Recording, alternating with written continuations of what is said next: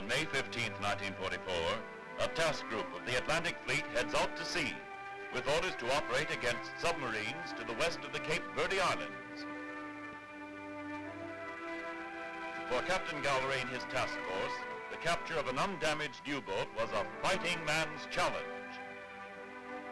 The group comprises the carrier Guadalcanal and her 5 destroyer escorts. The Pillsbury, the Chatelaine, the Pope, the Flaherty, and the Jenks. At the departure conference, Captain Galloway and the destroyer skippers decide upon a daring plan of action.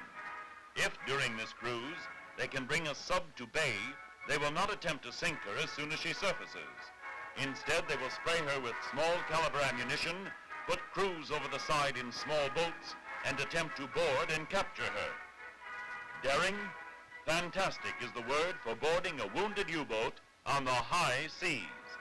But the prize would be priceless. Naval intelligence could use a completely equipped enemy submarine.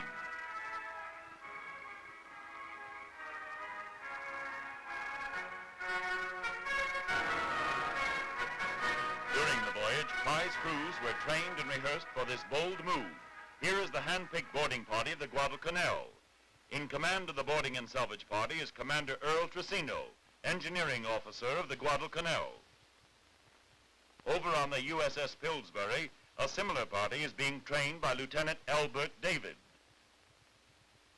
On June 4th, 1944, the task group is searching for a sub reported 150 miles off the coast of French West Africa, when suddenly at 11:10, the Chatelaine announces, "I have a possible sound contact."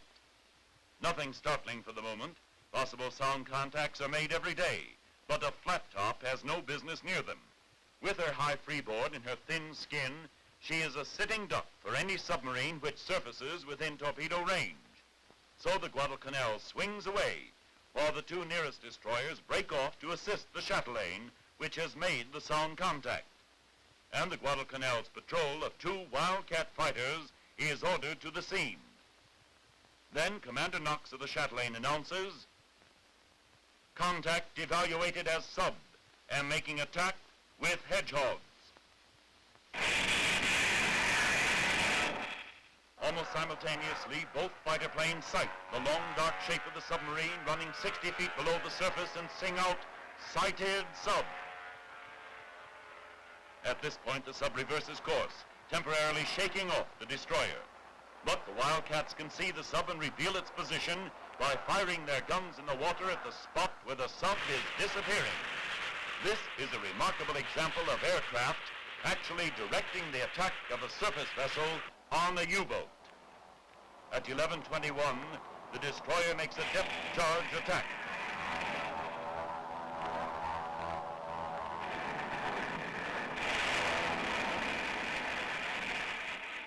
All eyes are glued on the Chatelaine. All ships are at battle stations. The guns of the task group are loaded with anti-personnel rather than armor-piercing ammunition. At 11:22, the wounded U-boat surfaces right in the middle of the task group. Commence firing. The planes open up first. Now the action really begins. Pour it on, lads.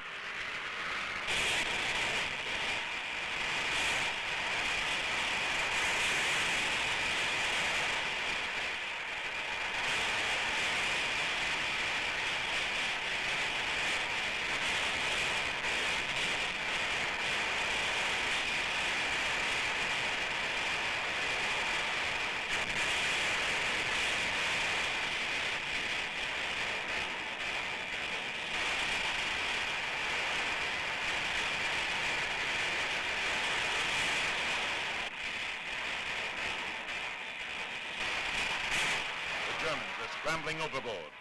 There are the Germans in the water in their rubber rafts.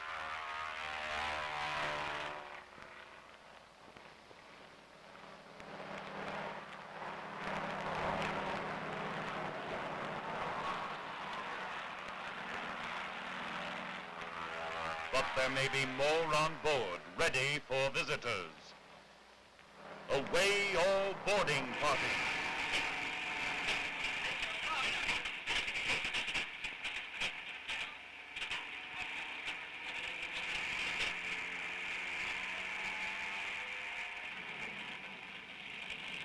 The sub's rudder is jammed, and she is running in a tight circle to the right. But the planes are all set to open up if she makes a false move. This is it. For the first time since 1815, the United States Navy boards a foreign enemy man of war on the high seas. The first boarding party has swarmed aboard. Only one dead sailor on deck. There may be live ones below. But our lads tumble down the hatch and find to their amazement that the U-505 is all theirs. All theirs, that is, if she doesn't sink or blow up. Here comes the Pillsbury, making knots, and there's the second whaleboat with the boarding party from the Guadalcanal. The Germans have done a very hurried job of scuttling. Nevertheless, a solid 8-inch stream of water is pouring through an open strainer. But Lieutenant David and his boys find the cover, slap it back in place, and secure it just in time. A few minutes more and it would have been too late. The inrush of water is checked. Each man has a different job to do. And now that the chips are down, they come through. The ship is thoroughly searched, but she is still running wild, and the Pillsbury and more boarders are chasing her. Finally, the Pillsbury orders, "Stop sub's engines." But when the prize crew complies, the sub sinks so alarmingly that they throw the switches to full speed ahead, and the chase begins all over again.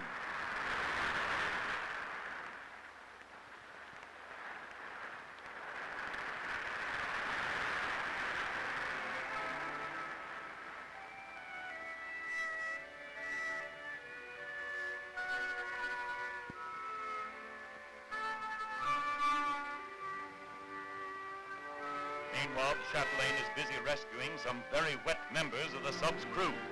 Amazingly, all but one are safe and are brought on board the Chatelaine.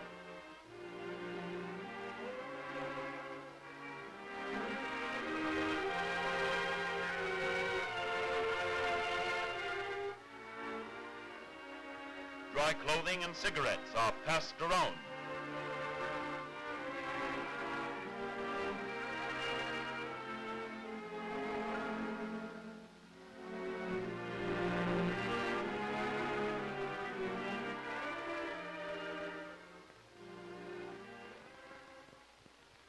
At last the Pillsbury comes alongside and passes a line to the boarding party. A neat bit of seamanship. But watch out. That sub is still as dangerous as a wounded shark. She swings into the Pillsbury and her bow flippers rip a long underwater gash in the destroyer escort's thin plates, flooding two main compartments.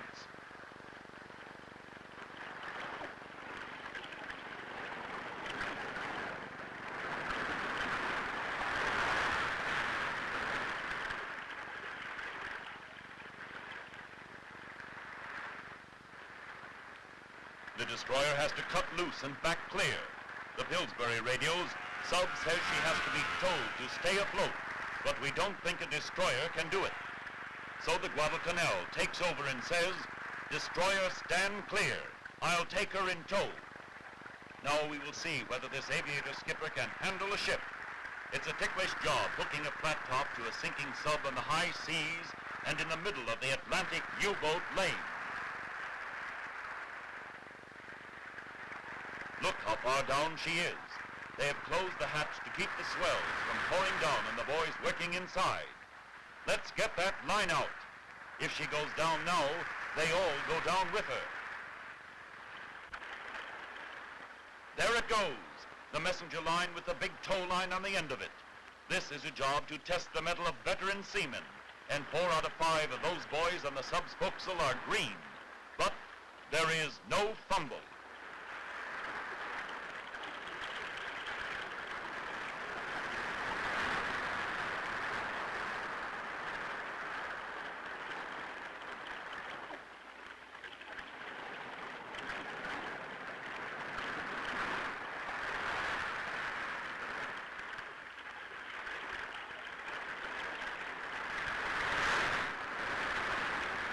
The tow line is made fast.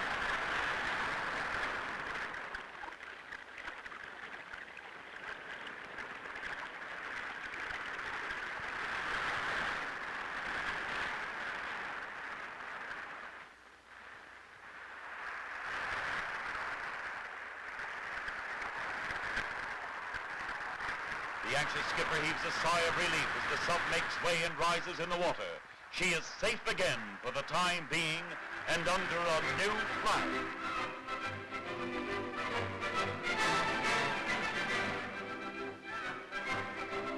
The task group forms up and on orders from the Navy Department heads for Bermuda, a grueling 2,500-mile haul with a waterlogged U-boat in tow. Normal flight operations are resumed and carried on day and night, despite the greatly reduced speed of the Guadalcanal. At times, there are only 15 knots of wind across the flight deck, and it's axiomatic that a flyer has to have 25 knots to land on a baby flat top. But these pilots land anyway, and without an accident.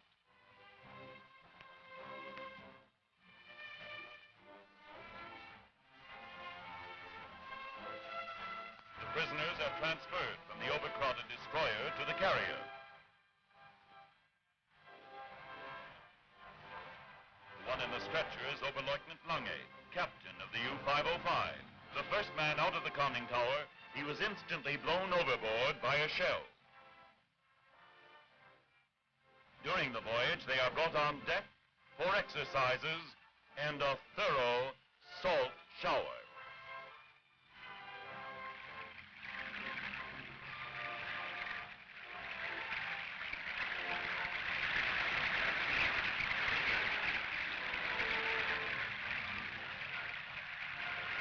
On the 7th of June, the fleet tug Abnaki joins up and the tow is transferred from the Guadalcanal.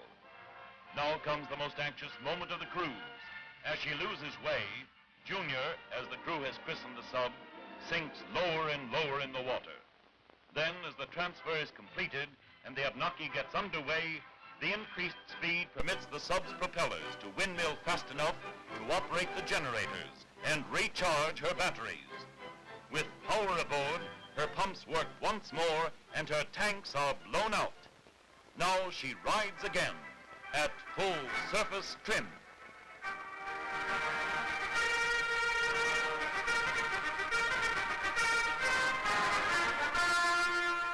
On June 19th, the U-505 was towed into Bermuda and remained there until the end of the war.